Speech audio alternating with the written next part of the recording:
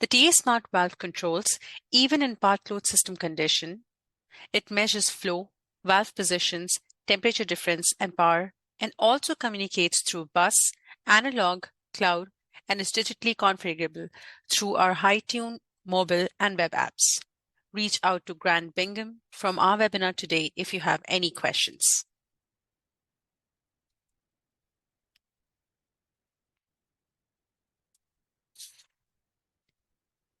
Good afternoon, everyone. I'm Sim from AABC, and I'm here to welcome each and every one of you for another educational AABC webinar session. Special thanks to IMI Hydronic for sponsoring this session. I'd like to go over a few housekeeping notes before we get started. Presenters will be holding the questions until the end of presentation, but we encourage you to submit them at any given point of time using the Q&A button. If you happen to be experiencing technical problems during the webinar, please use the chat function to inform the panelists, and our technical experts will assist you. This presentation is being recorded and will be available for viewing in 1 week. In terms of continuing education credits, everyone in attendance for at least 70% of the webinar will receive a certificate of attendance sent to their email within 24 hours. And finally, if you are certified, your CEUs for attending the webinar will be automatically uploaded to your respective portals within 10 days. Today's webinar is balancing the design flow rate for pump optimization with Grant Bingham, the training manager with IMI Hydronics, and Muslim Nazarali, the president for Air Technology Consulting, Inc. A little about Grant Bingham. As a training manager at IMI, Grant is responsible for providing knowledge of various system and product solutions to clients. He also provides on-site support to troubleshoot complex hydronic systems, ensuring that hydronic systems are running correctly and efficiently. Whereas about Muslim Nazarali is a highly esteemed HVAC expert with over 35 years of industry experience, including his role at AABC. He holds a higher diploma in refrigeration and air conditioning system design and has managed test and balance and commissioning teams for over 25 years. Thank you, both of you, and thank you everyone for joining us today. And with that, Grant, you can take away the show. Awesome. Thank you very much for the introduction. Let me do a second to get my screen shared and make sure everything is ready to move on my side. So, like you had said earlier, we are going to go through all the questions at the very end, but I am going to try and keep them open on my side as well. So if I have time, I will try to answer any questions that pop into the chat. So to get us quickly started, today we're going to be going over balancing to the design flow rate for pump optimization. So everything's going to be talked about balancing our hydronic side of our HVAC system, and then how can we do this properly to further optimize our pump all the way back at our distribution side. So we're going to be talking about some of the energy savings with our distribution pump and how can we get the most out of it at the very end. So let's get started. Quickly have my pointer shared and let's get going. So just to start with HVAC systems, what are our two main objectives that we're trying to hit? So first thing that we want to do is that we want to be able to hit these design conditions or be able to make sure that people are comfortable.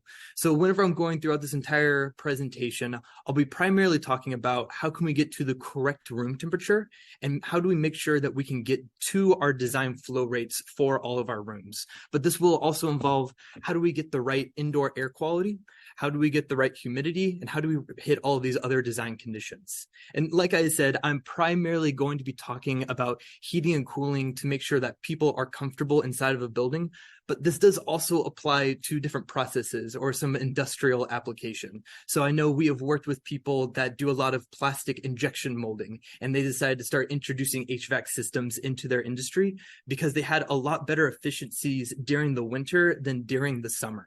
So these same applications are all going to apply if we're talking about having things best for people or having things best for machinery. So that's first thing. We want to make sure that we're able to hit all of these design conditions as accurately as possible. But then also, how can we hit these design conditions and keep everything as energy efficient as possible? So whenever I'm talking about energy efficiency, we're primarily going to be looking at the production side of our hydronic system. So this is going to be where our chillers are. This is going to be where our condensed boilers are. This is going to be where all of our primary pumps and all of our distribution pumps are. This is going to be all of our large equipment that's consuming a large amount of energy. But to really understand how this is working, we also need to look at how we are using it all on the distribution side, as well as how are we using all of this in all of our terminals? How is all this energy being consumed from the water side and being moved over into the air side? So today, we're going to be doing a lot of talking around this distribution. How can we make this distribution as energy efficient as possible? And what implications does it have back on our production side? So for today specifically, our distribution is going to be talking about balancing. How can we accurately balance our full system on our hydronic side? And then how can we use that balancing to then come back to our distribution pump on our production side and try to ramp it down to be as energy efficient as possible? So energy is a big conversation here. I just want to do a quick outline of how much energy are we really consuming. So all of this data is coming from the European Commission and both the US Department of Energy, shown here at the bottom left. And they estimate that about all of the energy that we consume here in North America, we spend about 40% of it going into these different buildings. These can be stadiums, these can be hospitals, office buildings, residential buildings, but about 40% of all the energy we create, it's going into these buildings. Of that 40%, try to have a guess on how much of it is going into our HVAC system. 10%, 20%, 80%. Roughly speaking, about 50% of the energy that we consume in our buildings goes into our HVAC systems. So then looking even broader, about 20% of all of the energy that we produce in the entire North America, about 20% of that is going into our HVAC systems. And a lot of this is not being as energy efficient as it could be. This could be a number that we could greatly reduce. And there's a lot of different ways to start approaching how do we reduce this number. Again, today, we're going to be talking about our distribution and balancing of all of our flow rates. And then how can we optimize our pump all the way back on our production side. So whenever we're looking at office buildings, in terms of dollar amounts, this may not be huge astronomical savings. But whenever we're looking at bigger applications, so now we start looking at hospitals, we start looking at these large stadiums, we see that they consume far more than just an average office building. And this is going to be where you start seeing your larger energy savings. This is going to be where you start seeing it hit your wallet a little bit harder. So these are going to be the big projects where we can really add a lot of value by going through a lot of these solutions and practices that I'm going to go through today. So let's just start talking about balancing. No longer just hydronic generals or HVAC generals. Let's start going into our full hydronic balancing. So here's a very simple solution that does not have any balancing inside. We see that we have our distribution pump here, and it's going to start pushing hot water through these 4 different terminals. We see that on each one of these terminals, let's say that they're all exactly the same, all with the same control valve attached to it. Well, water is going to be pretty lazy. What water wants to do is to take the path of least resistance, and in this case, it's going to be through our first terminal unit. So we see that majority of the water wants to start going through this first terminal unit. It starts overflowing that coil, and we start getting far more water than our design conditions are. Let's say that our design condition is 8 GPM. Well, if we don't balance our system, we could easily start seeing that we get 12, 15, 20 GPM starting to overflow through this first coil just because we don't have any resistance to stop it. We then start going further down. Maybe we slightly overflow this coil, and now almost all of our water is going through these first coils. So whenever we start getting to our third and fourth coil, we start to see that we don't have enough water left over to start getting to those design conditions. So we start applying this to a real life situation. How does this work for, let's say, residents inside of a hotel? The people that are going to be very close to our boiler room, very close to our distribution pump, they're going to start overflowing all of their coils. There's going to be too much heat starting to come out of each one of their coils.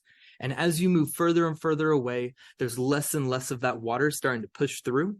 So whenever you're in the middle, maybe it feels perfect. You have a perfectly balanced room, but only whenever you're halfway through your entire design. But then you start going further and further away, and we start seeing that we don't have enough water flowing through our terminal units that are furthest away. So now we have this unequal distribution of our heating inside of our entire system. People are getting far too hot close to our distribution pump. And then as we start to move further away, we see that people don't have enough of this flow. They're too cold. So too hot on one side, too cold on one side. Another quick way to kind of show how this could work is instead of flow rates, we look at how much available pressure is at each one of these coils. So very close to our pump, we see that we have a lot of available pressure. There's not been much resistance from all of this piping. And so we have a lot of pressure to start overflowing this first coil. But then as we move through all of these different geometries, all of this piping, we start going against more resistance. We start losing all of this pressure. And now whenever we're far away, we do not have enough available pressure to start flowing through this area. So obviously a problem. We need to make sure that all of the people inside of our building are able to get to those design flow rates. So what should we do about it? Well, quick answer is we're going to balance our system. It's going to be the general topic of today, is getting everything well balanced. So now instead, what I want to do is if all of the water wants to flow through this first coil, I'll just start adding a lot of resistance here with a balancing valve. Now I can start shutting off this valve and make it harder for the water to flow through here. And I start limiting that flow until I get to the flow rate that I need. So now all of that water is starting to get pushed downstream where I can add more resistance here. And then I can add a little bit of resistance here and then very little resistance here. So now by strategically introducing all of these different resistances inside of my entire system, I can even out all of the available pressure across each one of my coils. So too easy to go here, I just start pushing it downstream. And this is going to be the general concept of balancing. What we're doing is strategically adding resistance inside of our system so we don't start overflowing one area and we start pushing it off into other areas. Muslim, whenever you're working with these kinds of systems, what do you kind of see whenever you do or whenever you don't have any balancing valves?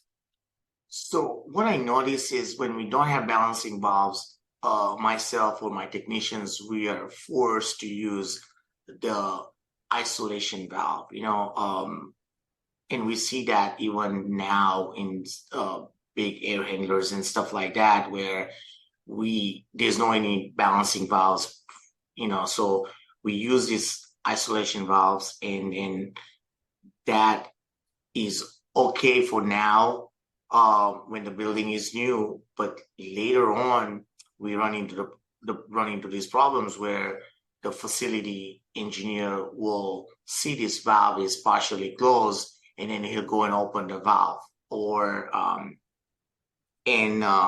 so then slowly that happens to one floor, another floor, or a building.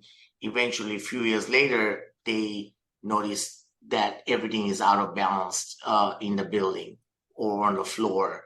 And then we start with discomfort issues.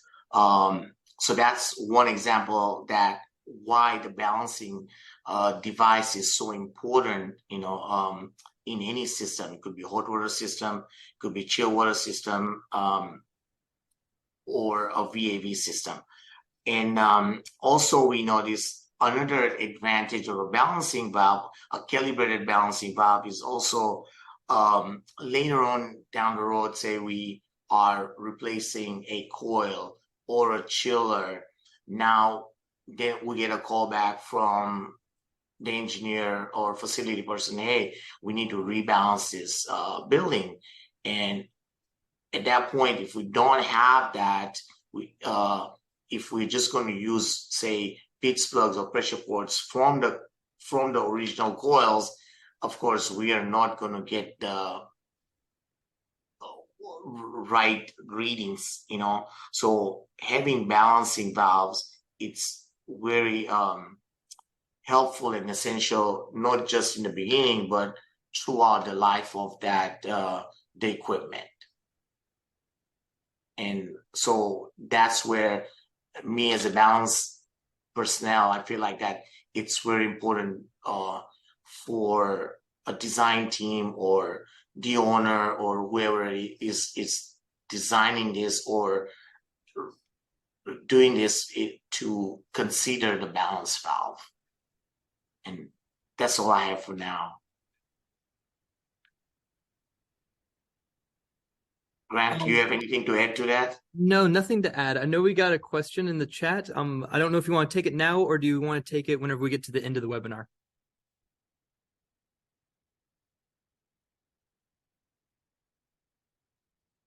Cool. I think we'll take it. We'll take the question at the end of the webinar. I'm going to keep moving forward. So quick overview is that we're just using balancing to start introducing resistance. So now we can have an equal flow profile throughout our entire building. So I just want to run through a quick example of what this looks like. How should I add balancing valves into my entire system? So here is a very simple system layout that we have. Here on our left side, we're going to have our primary side. So we have our primary pump with our chiller, and it's going to be looping around here. But what we're primarily focused on is our distribution side. So this will be our distribution pump that is satisfying all 4 of our different fan coils that are all in parallel with each other. So just to quickly show all of the pressure drops to get to the design flow rate, let's just hypothetically say again, my design flow rate is 8 GPM for each one of these coils. I need to satisfy all of these different pressure drops. So quickly think to yourself, how much pressure drop do I need to overcome to satisfy this first fan coil unit? Answer should be 10. So what we're going to do is to make it through this entire loop here, I need to overcome this 1 foot in the isolation valve, 4 feet in the fan coil, and then 5 feet in my control valve, and then looping back around to my pump. But then let's do this again for my second fan coil. How much pressure drop do I need to overcome to satisfy that unit? So again, we have 10 here in this branch, but now we also have an additional 2 from this piping to get out to that branch. So we see this to satisfy our second fan coil, we need to have a total of 12 feet to push through all of that water. Again, we do this for our third and our fourth branch, where we have 10 just on the branch. And then for our third, we need to overcome the 2 to supply and the 2 to return. So I need a total of 14 feet of pressure drop from my pump. And then to get all the way to my last circuit, I need a total of 16 feet from my pump to get to the design flow rate. Now, this is going to be my hardest branch to satisfy. So we're going to be calling this our index circuit. So our index circuit is setting how much pump do I actually need to satisfy this flow. So because this needs 16 feet, we should expect our pump to also run at 16 feet. But now with this, we see that we're starting to overflow all of our other circuits. So now we come back to this one. I only need 10 feet to satisfy this branch, but I'm providing a total of 16. So I'm significantly overflowing. I'm providing too much heating power into that room. So instead, maybe I bring it down to 14 feet to satisfy this third branch.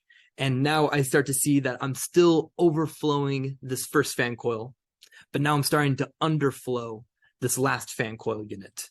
So this is kind of where we start to see that we're getting too much heat in one area. We're not getting enough heat in another area. So to start to fix this problem, we're going to introduce balancing valves into my entire system.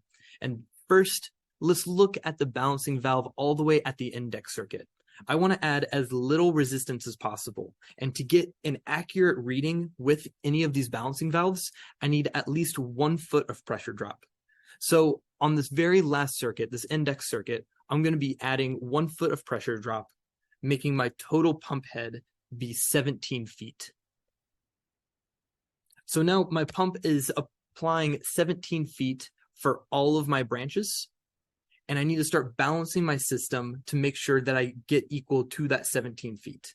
So again, let's look at my third fan coil unit.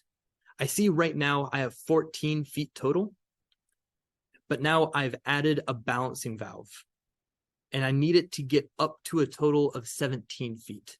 So my pump is supplying 17 feet of head. 14 is currently being absorbed. I need to add an additional 3 feet in my balancing valve to equal out and get exactly to that flow rate that I need. I can then do it again for my second fan coil unit, where initially I had 12 and we're going up to 17. So now my balancing valve should be absorbing 5 feet. And my very first unit, I should be absorbing 7 feet total.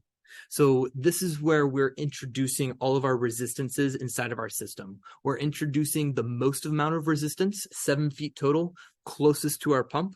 And then we're adding the least amount of resistance furthest away from our pump. We're only adding 1 foot here just to make sure that we can get an accurate reading of our flow measurement through the balancing device. So now I know that's how much pressure I need to add. I can then size my valve using the CV equation, and you know exactly what CV you're at with the valve going through either an app or going through a table or some sort of chart and figuring out if I'm at this position, I'm exactly at this CV, and start doing these calculations and start figuring out what is your flow rate, what is your pressure drop going through each one of these branches.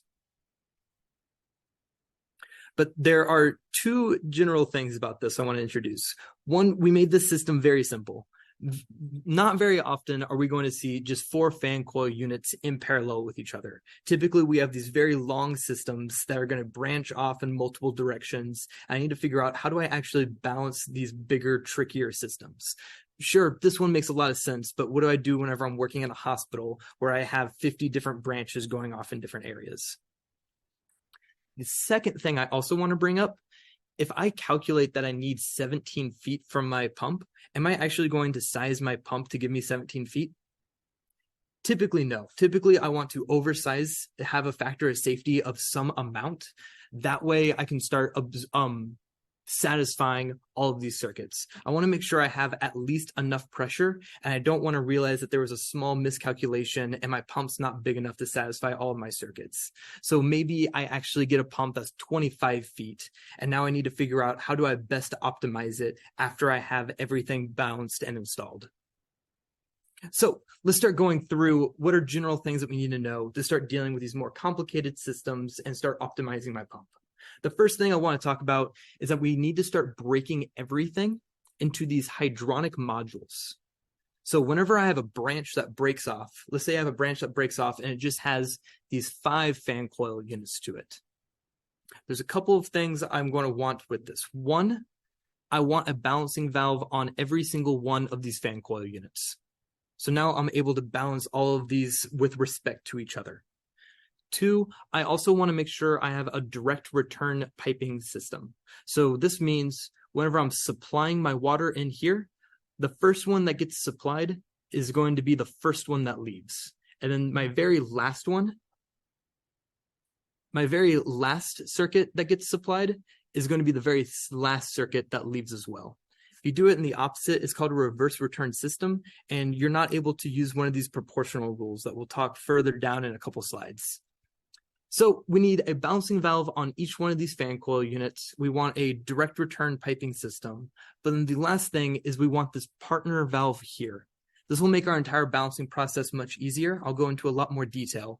The general overview is if all of these start overflowing by the same amount, I can start going to my partner valve and closing off this valve and get all of these to match exactly to the flow rate that it needs. So I no longer need to come back and revisit all of these valves 2, 3, 4 times. Instead, I can just come to this partner valve and start limiting everything down. I want to start showing a little bit more of this partner valve, but kind of shown out with a bigger view. So we see that we have a hydronic module right here, where we started grouping together all of these terminal units with this one partner valve. And then again, another module here, all grouped together with a partner valve. What we really want to do is start grouping together all of the different branches that happen. So whenever we start distributing down, we start branching off for one of our risers. So we'll put one partner valve here on this one riser. And then as we go down to our next riser, we'll create another partner valve here. And then showing again, as we continue up, as we branch off, we want to put a partner valve on each one of these branches off that happen. I'll go into a little bit more detail about how we can use this to accurately balance everything and then start to optimize our pump the furthest with using these partner valves. So a quick benefit of using these partner valves. One is we get to use something called the proportional rule. Already quickly overviewed what it is. I'll go into slightly more detail in a slide or two. what we're going to do is just use this one valve to control the flow rate through all of them. So now whenever I'm having these big, complicated branching structures, I can easily control all of it with these select partner valves. So this will allow me to just touch every single one of these balancing valves just one time, instead of going back and touching all of them 3, 4, or 5 times to get to the balanced flow rate. This will make the entire balancing process much faster and much easier, just because you're touching all of the valves just one time instead of multiple times. And then the last thing, not only will this allow us to start optimizing our pump, it will allow us to optimize our pump to the furthest extent. So we can now introduce the minimum amount of pressure drop needed inside of each one of these balancing valves, and then start reducing down our flow by optimizing our pump to the furthest extent. So I want to do a quick kind of show of what's going to happen with balancing if we do not have these partner valves. Let's say that we start here with this fan coil unit or terminal, any type of coil. I need to get to 8 GPM, so I start closing off my balancing valve until I get down to my design flow rate. Let's just say it's 8 GPM in this example. I then need to come over here and do the exact same thing. I need to start bringing down the flow rate until I get to my design GPM. Again, we can just say it's 8 GPM. So as I start to close off the flow rate going through here, the flow rate is going to start to increase going through this. This is something that we call interactivity. So a quick example, let's say that we have a hose coming out of the wall and 4 or 5 different people are all holding different ends of the hose. They all branch off into different areas and we all get one end of the hose. I start opening up the faucet and we all start getting flow rate coming through, and we can consider that just the initial flow that we want, or the initial flow that we have. I don't need that much. I start closing off a part of my hose to get down exactly to the flow rate that I need. And now I start to see everyone else's flow rate is starting to increase. So then they respond also, they start closing off their ends of the hose. And now we start to see that my flow rate starts to increase. There's this interactivity where every time you start closing off one of these ends, the flow rate starts to increase through the other ends. So now we can start thinking about how we would balance this system without any of these partner valves. I start going through, I balance the first 5, and then I come back to the first one that I balanced and I see that I'm starting to overflow. Where I initially set it to 8 GPM, maybe now I'm up to 10 or 11 GPM. But now I start doing this for a very large building. Now I have, let's say, 100 coils that I need to satisfy, 150 coils that I need to satisfy. I start at one end and I start working my way through all 100, all 150, and then I look all the way back to where I started, and I may be significantly overflowing. Where I initially had it at 8 GPM, I could be all the way up to 20 GPM, 25 GPM, significantly overflowing that circuit, making me have to then go through and do a pass through again for all of these different circuits. So now I have to get this guy back down to 8, go through all 100, all 150, and I start to see that I'm slowly getting closer and closer. But realistically, what I need to do is I need to visit each one of these terminal units 3, 4, and worst case scenario 5 times to be able to accurately get close to that design flow. So now what I want to start showing is using this partner valve. How instead can I visit each one of these valves just one time and then accurately get exactly to the flow rate that I need? So let's do a quick example.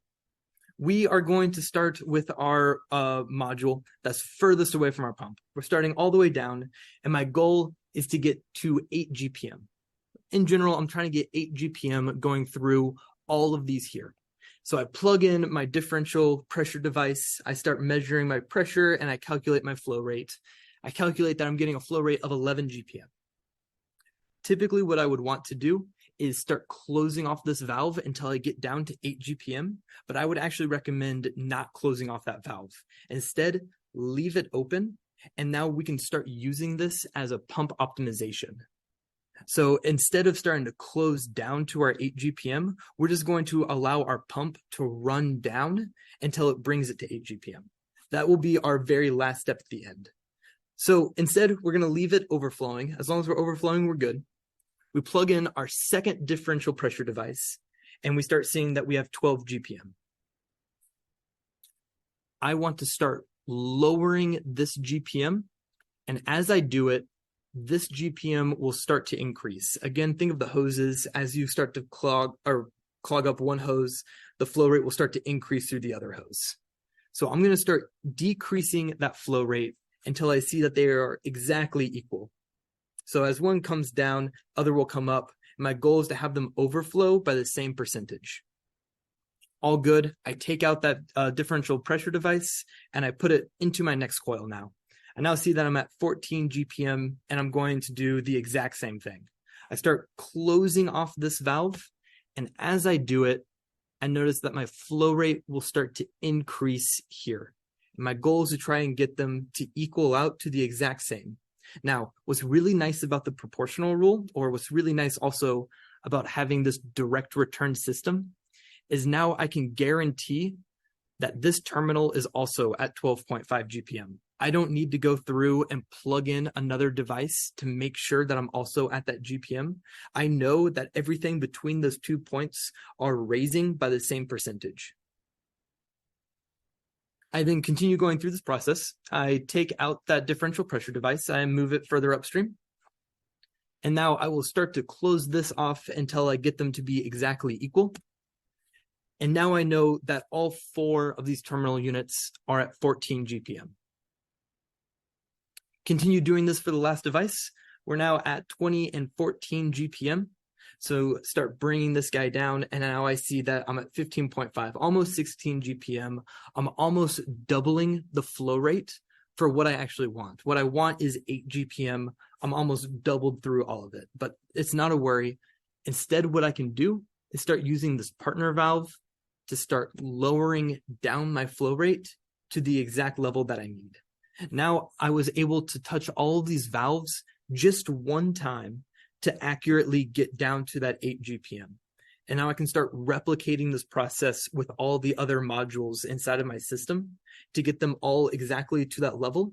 Or really what my goal is going to be, I want to get all of my modules to overflow by the same percentage.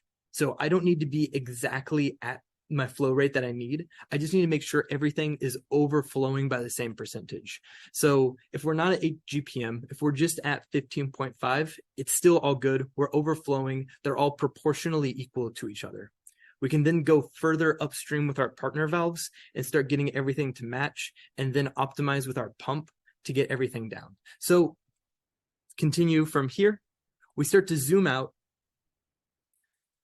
and we see that instead of doing 8 GPM, we're doing a different set of GPMs. So instead of 8 all across, we have 10, 10, 20, 40, and 20. What's really nice is that you don't need everything to have the same GPM to go through and do this process. You just need to worry about the percent that is overflowing. So if everything's overflowing by 30%, you're all good. Or if everything's overflowing by 40%, everything's fine. So let's say hypothetically, this is the first floor. We got everything to the design flow rate. We're very happy. We then go up to the second floor and we start balancing that floor. We start closing off all of those valves until they get to the flow rates that they need. Well, then we come back to this first floor. What do we notice that happened? All the flow rates are going to increase. Again, this pipe example, as I start closing off all the flow rates on my second floor, the flow rate on my first floor is going to start increasing. What's nice is that I realize everything is increasing by the same percentage. So even though I have different flow rates all across, everything will start to overflow by 50%. So now I can just come to this one partner valve and I can start to close everything off until I get back down to that 100%. And I don't need to come back and rebalance all of these valves again. I just need to touch this one valve until this 150 turns back down to 100.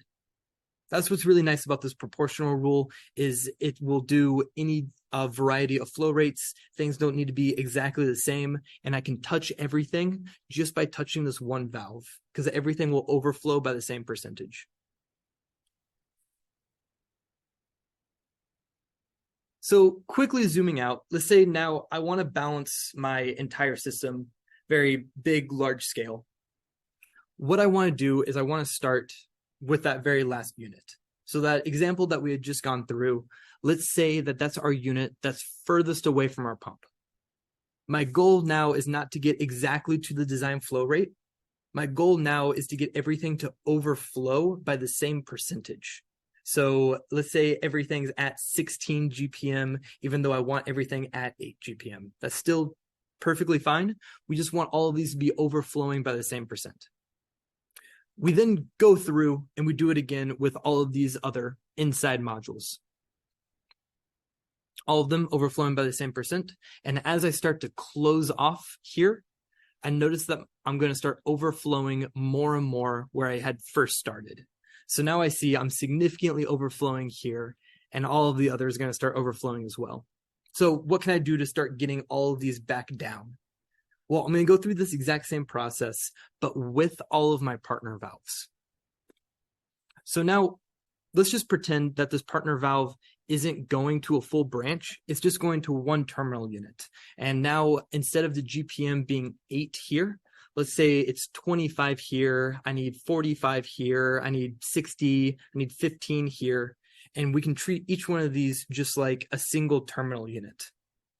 Well, now I can start to balance all of these to get them all overflowing again by the same percentage. And then I can start to come back here to this master partner valve and start to bring everything down. So going through this entire process, I'm able to just touch all of these valves one time and then be able to accurately get everything to the design flow it needs. So I'll have everything overflowing by the same percentage until then, let's say everything's overflowing by 200%. Everything's significantly overflowing, but it's all overflowing by the same amount. I can then come back to this partner valve and bring everything down to 100%, and I can very quickly and easily get everything inside of my system balanced to this design flow rate. But there is one problem that I did not quickly address on that slide. We had done a good job. We now have minimum pressure drop needed throughout each one of these valves. So I'm not adding more pressure into my system than I really need in order to have all my water flow rates equally distribute throughout my entire system. But I started closing off this valve right next to the pump. This was how I brought everything from 200% down to 100%. I just started closing off this valve. And the only thing this valve is doing right now is fighting against my pump. It's starting to make my pump work harder than it really needs to.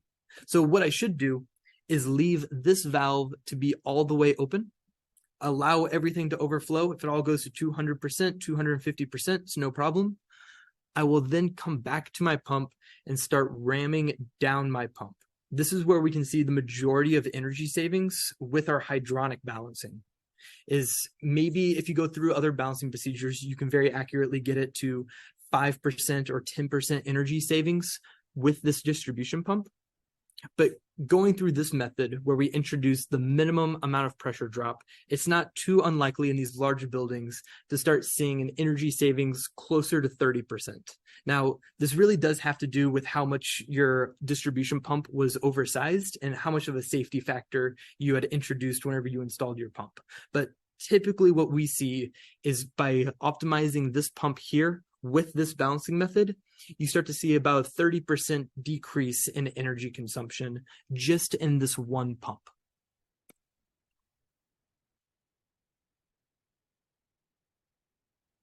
So that is really everything to go through with this TA balancing method. So we call it the TA wireless method here, using the proportional rule to make sure everything is being balanced proportionally to each other. What we really care is to make sure everything gets overflowed by the same percentage. And then we can use these partner valves to overflow all of these branches together. And then once we know everything is overflowing by the same percentage, we come back to this pump here and we start to turn down the flow as much as possible. So a big question is, why do we even have this valve here? Why do I have this main valve if I'm not using it to balance my system?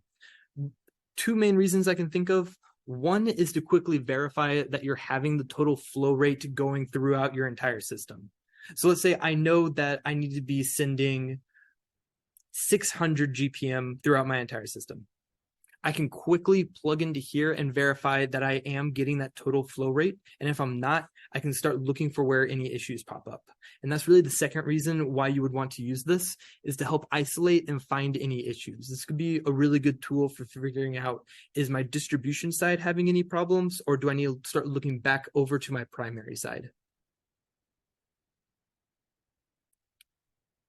And now just kind of a quick overview of all of the benefits that you get with properly balancing your entire system, especially going through a method just like this. So first thing is pump optimization. This is a really big piece of machinery that's going to consume a lot of energy. And if we can accurately get down everything as much as possible, accurately balance everything throughout my entire system, I can start to see significant energy savings through my distribution pump. A second thing is this even temperature distribution. So this is what I had talked about at the very beginning, having this even temperature, making sure some places aren't too hot, some places aren't too cold. I know I've been in some like big auditoriums where you stand on one side and it's absolutely freezing. You're standing under a vent and it's just way too strong. And then you start to move all the way to the other side of the room and it doesn't feel like you're getting any AC power out of it. I'm just starting to kind of eat up right there. A second thing, or I guess a third thing, my apologies, is faster system startup. So let's say that we don't have a balanced system, all my control valves are wide open, and I need to start up my system to develop this full even temperature profile. Well, naturally, everything is going to want to go through all these coils right there at the very beginning and then slowly push its way further and further out until it can start heating up the parts of the building that are furthest away.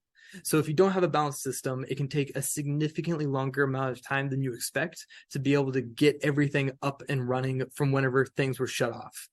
But now if you have everything balanced, all of this temperature, all of this power will be equally distributed throughout the entire building, and all of it will warm up together at one time, making it much faster. So now you don't have to worry about doing your system startups super early or super far in advance. You don't have to worry about any setbacks that you may have to have inside your system, and like if it's actually worth it, does it consume more energy to do your setback? Having a well-balanced system will make sure that you can very accurately and quickly do your system startup for your entire building. And then the last thing I want to talk about is just being able to verify your flow rates and identify any problems. So whenever you're going throughout this entire process, you're able to verify right then and there that I have this flow rate that I need. I have a device there dedicated just for telling me what is my flow rate, and then be able to adjust that flow rate as well. So if I do not have the flow rate that I need, I can start to use it to identify where any problems could be. Maybe I have a check valve installed backwards. Maybe my pipe size was different than my engineer had designed it to be. Any sort of problems, clogs, maybe a couple of years down the road, you can start to use it to figure out which part of your system is starting to get clogged up. And this will work as a very good tool for helping identify exactly where in your system are these problems starting to pop up, as well as verifying exactly what is going on. And I think that's pretty much everything I have to say. Muslim, did you have anything else that you wanted to add? No, I think, Grant, you covered pretty well. Like only thing I can say that this definitely, you talked about a partner valve. That's a great a valve to be introduced in a bigger system. It kind of helps from the pump optimization, energy saving, and also it really helps the balancing professionals also to tune down and balance the building much more efficiently, and reduce all these energy savings on that, So yeah, it's a big plus. I've seen it over the years that we didn't have these, and how much more time it took someone to balance the building.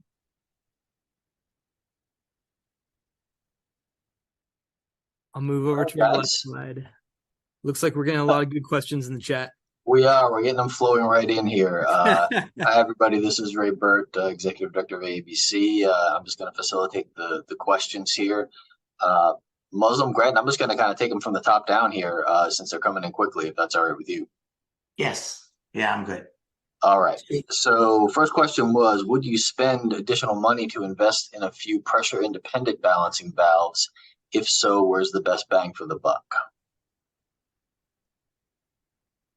I would kind of consider pressure independent valve. Yeah, it kind of gets rid of the balancing valve. So now I have a valve that can both balance and control my system, and it's almost working like an automatic valve. So as soon as it is installed, I'm automatically balanced to that flow rate as long as I'm within that pressure range of whatever that spring mechanism is. So whenever you talk about bang for your buck, it really does kind of come down to operating costs. You're still going to kind of optimize your pump the same way. So I think it may just kind of come down to material costs on my side. Muslim, anything else you wanted to add on bang for your buck on pressure independent valves? I think it will definitely, yes, it'll be a few extra bucks, but it will help the system to where you have more independency and control over your building,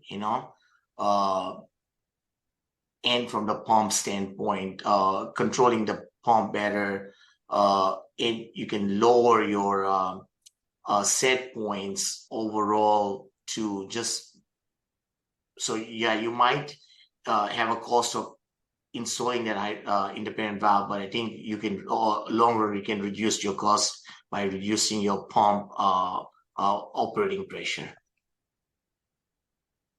Yeah, good point, Muslim. I forgot about that. Variable speed pumps become a lot more optimal when working with something like a PICFI. All right, great. Thanks, guys. Next question. Does the balancing approach also apply to a series of equipment requiring different GPMs? Yes. So, sorry if I didn't explain this super well during the presentation. I would start looking at things as in terms of percent of overflow. So in that example where I showed trying to get everything down to 8 GPM and getting the overflows to the same amount, instead of looking at exactly how much GPM you have, look at what percent you have to your design GPM. So maybe I have 130% of my flow, and then whenever I start to close off one valve, it increases up to 150% of my flow. So rather than kind of looking at the exact GPM that you have, start looking at the percent of flow that you have compared to your design flow. Muslim, anything to add on that? No, I think Brian pretty much covered that. Okay, great. Next question. So technically, balancing valves are adding pressure to the branches, right? Yeah, Muslims, did you want to answer this one or you want me to get it? Yes, yeah, it does add some pressure to it, but also overall, if you did not have a balancing valve and you had to go balance this using a manual valve or isolation valve, it will create more pressure drop than this, because the type of valve you install, and also it will just I think it'll definitely in the long run, balancing valve will help much better. Yes, there'll be losses, but I think those losses can be overcome by other benefits, running the pump at the lower pressures and so, and Grant, you can add. Yeah, I completely agree with everything you said. To me, it really comes down to the balancing procedure that we use. So if we wanted to have an equal distribution of my flow rate throughout my entire system, I am going to have to add small amounts for like what's perfect on paper. But now I start to go onto my building. I start actually turning down all of these balancing valves. And without having these balancing valves there, I won't be able to optimally reduce down my pump or optimize my pump. And so one way is to kind of look at it in pure like paper. Okay, I had to add 2 feet of pressure drop. I had to add 3 feet of pressure drop to my pump. But another way is starting to look, okay, I oversized my pump by, let's say, 20%. And now with balancing valves, I can start bringing that back down to 100% rather than just leaving it up at that higher pressure level. So in terms of actually being on field, getting your system fully balanced and optimized, technically your balancing valves are adding pressure, but it's making it so much easier to balance and then optimize your pump. Hey, great. Thanks, guys. Grant, I don't know if you can read this question. I'm not 100% sure if this is truly two separate questions, but it says, any recommendations for the primary side and then for chillers in parallel? So I don't know if that's two separate questions or if it was meant to be one. Yep. I'm going to try, Cortland, I'm going to try to assume what you're talking about. For your primary side, the main thing you want to make sure is that your primary flow is greater than your secondary flow. If you start to have your secondary flow greater than your primary flow, you're going to be reversing the flow through your decoupling bypass. And so you're basically just pulling your return water back into your supply.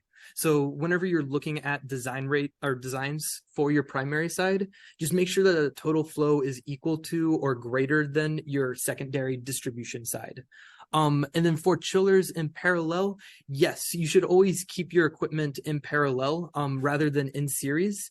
A big reason I talk about is to make sure that your pumps don't interact with each other. So now if I have them in parallel, I can start shutting down some of my pumps. I can start shutting down some of my equipment, and it won't affect the flow rates or COPs or anything for my other equipment. So try to always keep things in parallel. If they're in series, there will be that direct interactivity of those pumps that can start ruining the efficiency of your equipment. Muslim, anything else you wanted to add to that question? No, I think, yeah. So for the parallel, you will take the same principle as like balancing a coil to coil, so it will benefit if you have the balancing valves on the chillers. So it will you can use the same principle and then to balance your primary pump. Okay. Thanks again, guys. Next question, can you expand on using automated versus manual balancing and partner valves? Muslim, you want to take this one? Ray, repeat the question. Can you expand on using automated versus manual balancing and partner valves? So yes, introducing the auto flow valves can benefit. So therefore, you don't have to use partner valves, like on each floor. Maybe you would need just one instead of, say, you have a 10-story building. Instead of using a 10 partner valves, maybe you can use one partner valve, and then introduce auto flow valves on each. But I would still advise that when you have the auto flow valves, you still want to have a pressure ports for someone to access it to verify the flow to the coil, just due to any future maintenance issues. Grant, you can completely agree with everything you said, Muslim. The really nice thing about automatic valves is I don't have to go through any of this balancing procedure that I had just outlined. As you can imagine, there are lots of calculations involved, and it's really nice that I can kind of plug in this thing, and I'm basically trusting that it automatically gets me to that flow rate. Now, there are a couple of downsides. Muslim had just mentioned one. I'm not able to verify what is my flow rate. I'm kind of trusting that that device gets me exactly to where I need. And if you want to verify what that flow rate is, you would probably need to put PT ports around your coil and then go to your coil manufacturer, see what their CV value is, and be able to calculate what is your flow rate from there. But then again, looking on the other side, another benefit is you don't need partner valves if you're using these automatics. So partner valves are really used to help us balance the entire system, but our automatics automatically get us to that balanced flow rate. So the only reason I would then introduce some partner valves, maybe at least like one on every riser, is to start making sure you have enough available pressure, you have the flow rate that you need, and you can start identifying any issues quicker whenever they could potentially pop up a few years down the road. So if you're trying to isolate specific issues, having these manual partner valves, like at least on every riser, could really save some headache to start identifying specific things. All right. Thank you again. Thank you for the question. Next question, where would you recommend autoflows?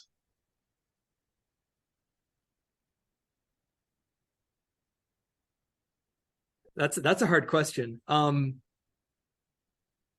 Really, anywhere you use a manual, you can use an autoflow. It just kind of comes down to that extra cost of an autoflow. They're going to be more expensive, but it's going to save you a lot of that balancing mess and headache. The only issue then, like I said earlier, is you're not going to be able to verify your flow rate, and it's going to make it really hard to identify where issues are inside of your system because you don't have these partner valves to start isolating specific things. Muslim, anything else you wanted to add on that?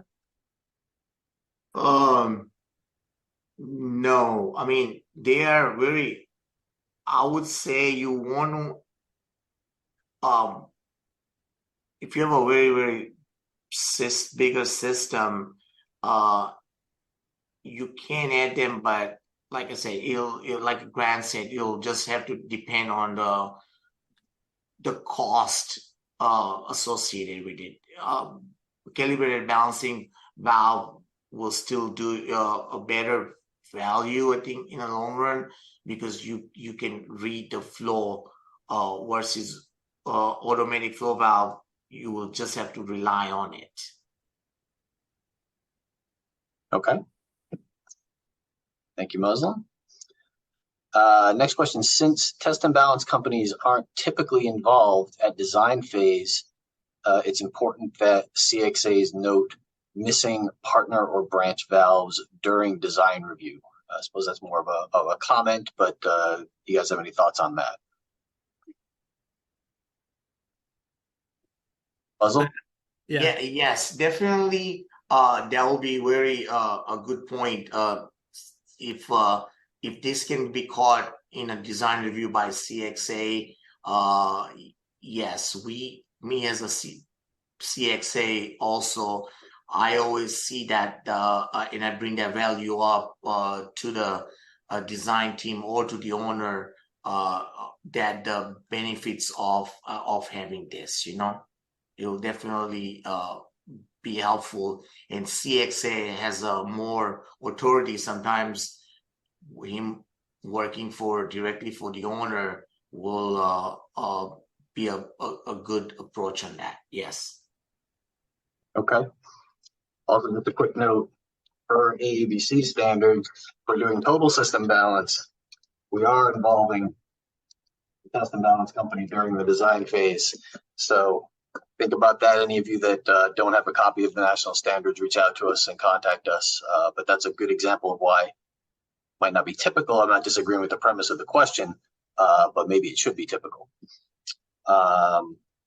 Next question, as long as we're still hanging on to people, would you use the same procedure with modulating coil valves controlling to DAT at the coils?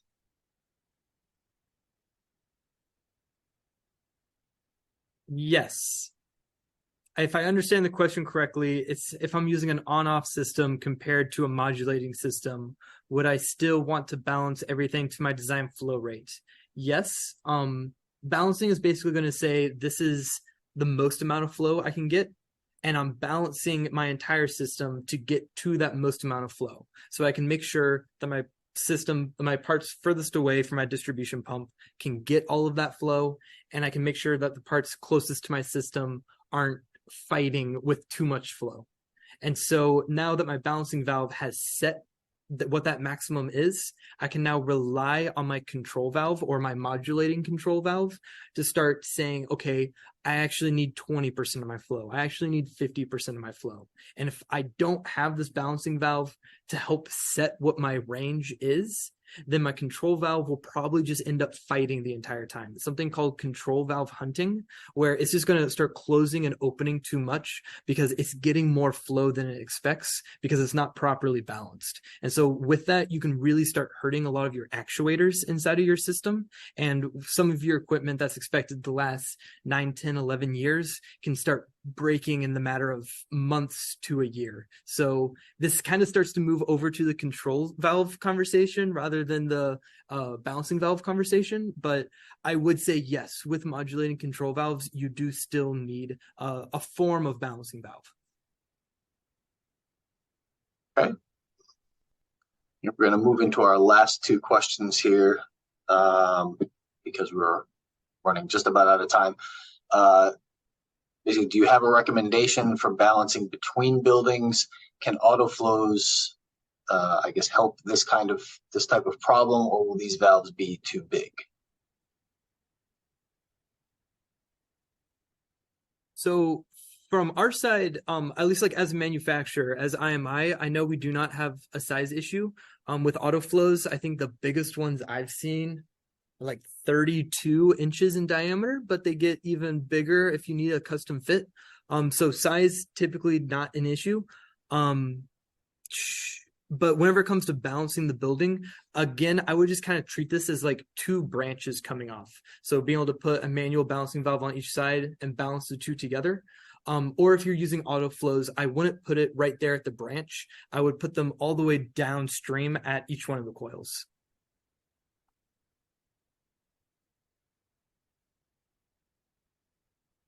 Muslim, anything to add on that? Yeah, to add on that, I think to balance the two buildings, the autoflow valve, because of the size, I think the cost will be like very big on that. So I think the other thing I would suggest is like you put the manual balancing valve, and then if you have a DP sensor on each riser or each building, I think you'll have a better control of the building also, you know, and the flow. Okay. And then final question here says Muslim mentioned calibrated balancing valves. Can you expand on that, particularly for commissioning, not just operationally? So the calibrated balancing valve is basically a valve. It'll be on the return side or supply side, and the difference between a calibrated valve versus just a manual valve, that the manufacturer produces a chart for it, you know. So based on a pressure drop on that valve, we will say, okay, we're moving X amount of GPM. Grant, you can add to this. Muslim, I think you nailed it around the head. I don't know if I have much to add on that one. Yeah, main thing is just being able to verify that you have the flow rate. I know that's a huge add going through the commissioning phase, and being able to sign off that I know that you're getting X amount of GPM at specific locations. Yeah, so from commissioning standpoint, another thing to add to it, it'll be better for commissioning agent to see that the flow, and since they like to verify the flows after the balance is done, instead of doing across the coil, sometimes they can electronically see that reading as well, you know, whereas with the other one, we're just relying on a coil pressure drop from the manufacturer, you know. So I think that will benefit the commissioning person. All right. Thank you both. Thank you to all of you for all the questions. And we're just about done here to wrap up. Grant, Muslim, thank you so much for your time and sharing your knowledge, your expertise. We do want to note, as you can see on the slide there, AABC's annual meeting is coming up in just about 3 weeks. There is still time to register. We'll be in Scottsdale, Arizona, as you can see. Both members and non-members are welcome to attend if you're able. And if we don't catch you this year, we can always catch you next year. But lots of networking opportunities, lots of sessions, technical sessions, business-related sessions related to test and balance. It's a really good time. You learn a lot, we promise. So please check that out. You can go to aabc.com and just follow the links to the annual meeting for more information about that. That's all I have. Again, Grant, Muslim, thank you so much. And Grant, thank you to IMI for sponsoring today's webinar. And everybody have a great rest of your afternoon. Thank you. Thank you very much. Have a good rest of you guys' day. Pleasure to be here. Thank you, Simran.